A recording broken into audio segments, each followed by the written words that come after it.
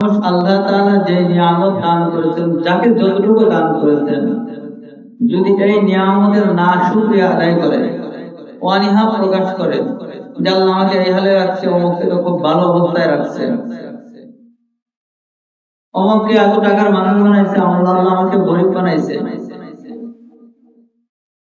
এই যে তার ভিতরে এগুলো দেখে যদি না শুকরিয়া আদায় করে, তাহলে আল্লাহ পাক কি করেন, ওই ব্যক্তিকে যতটুকু নিয়ামত দান করেছেন এই না শুকরিয়া করার কারণে ওই নিয়ামতটুকু আল্লাহ তাআলা উঠায় নেন।